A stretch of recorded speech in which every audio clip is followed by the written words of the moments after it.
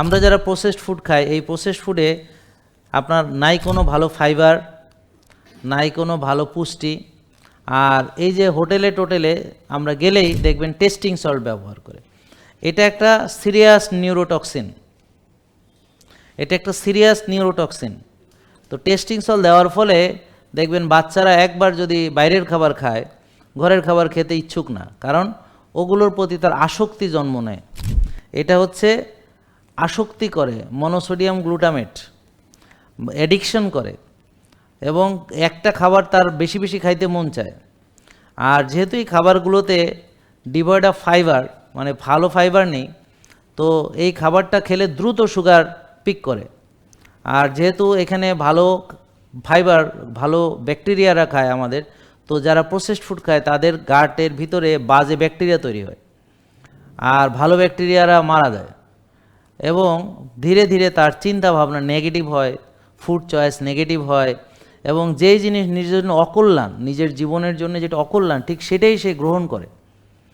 তার ডিসিশনগুলো হয় আত্মঘাতী ডিসিশন। যেই খাবার খেলে সে রুগী হবে, যেভাবে রাত জাগলে সে রুগী হবে, যেভাবে টেনশন করলে তার ক্ষতি হবে, যেভাবে সে অলসতা বিলাসিতা করলে তার ক্ষতি হবে, যেভাবে সে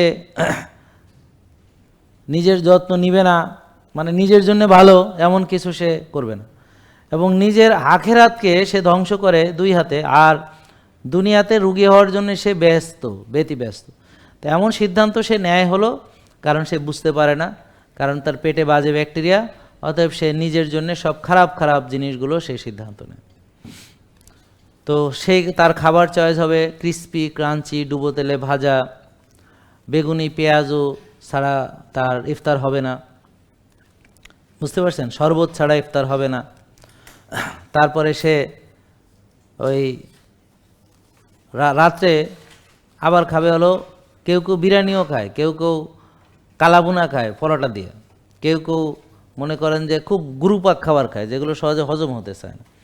উচিত হচ্ছে সারাদিন রোজা রেখে পেঁপে, শশা, লাউ, মানে যেগুলো সহজে হজম হয়, পানি দেয়, যেগুলোর ভিতরে মানে পানি থাকে, বডিতে পানি দেয়, জীবন্ত খাবার যেগুলো, মৃত খাবার না। আর মৃত খাবার হলো যেটারে কয়লা বানাইছে, পোড়াইয়া কয়লা বানাইছে, এখন তো আর এই খাবারের কোনো অবশিষ্ট নাই কিছু।